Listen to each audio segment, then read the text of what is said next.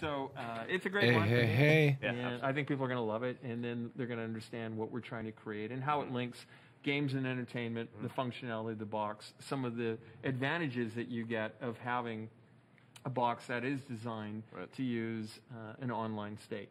So that, to me, is a future-proof choice, and I think people could have arguably gone the other way if we didn't do it, and fortunately we have a product for people who aren't able to get some form of connectivity. It's called Xbox 360. What a dickhead Don Matrix is.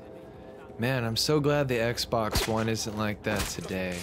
Today we have the Xbox One X, and it's a tremendous console. Let's even ask my phone how good it is, alright?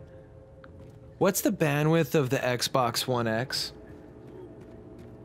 According to PC Gamer, Scorpio's GPU has 40 customized compute units clocked at 1,172 MHz, and Scorpio boasts a generous 12 GB of GDDR5 RAM with a memory bandwidth of 326 GB per second, substantially higher than the 8 GB and 256 GB per second of AMD's RX 580 PC graphics card.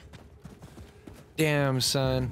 The Xbox One is a tremendous improvement, and today I've chosen to showcase Wolfenstein 2 because this game has a tremendous improvement over the Pro version, and Digital Foundry has even backed me up on this. You're getting so much of the PC 3D modeling instead of the texture, just muddled down version.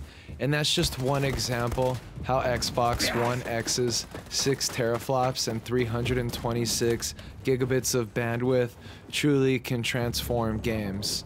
With the Scorpio engine, it not only can turn your OG Xbox games, your 360 games, and yes, your current Xbox One games, into transform games with frame rates that far exceeded what their original console version was supposed to be.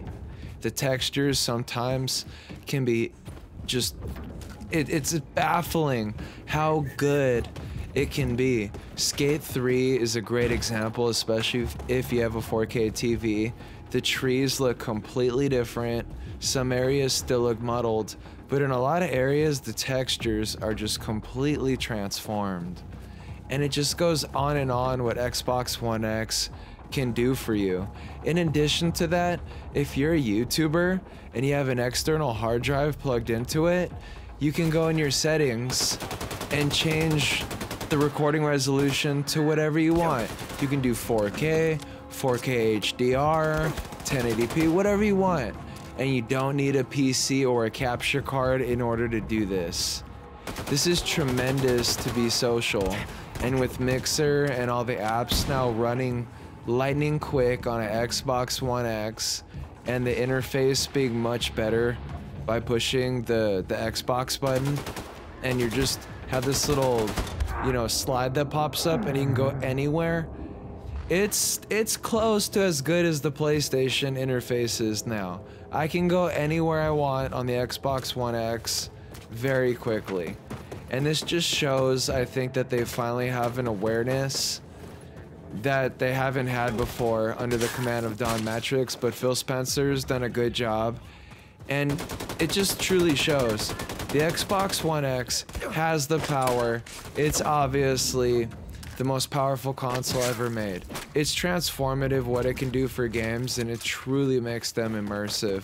From the texture quality, just to the overall sharpness and the filtering that it uses to really sharpen edges. There's no jagged edges on an Xbox One, unless the developer hasn't truly sharpened the games. There's so many games that I see that are just razor sharp, and it's incredible.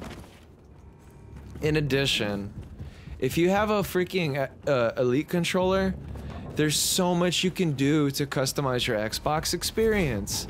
You can build any mapping you want, you can remap any button, you can remap your sensitivity. Other consoles are not even letting you customize controls on this level.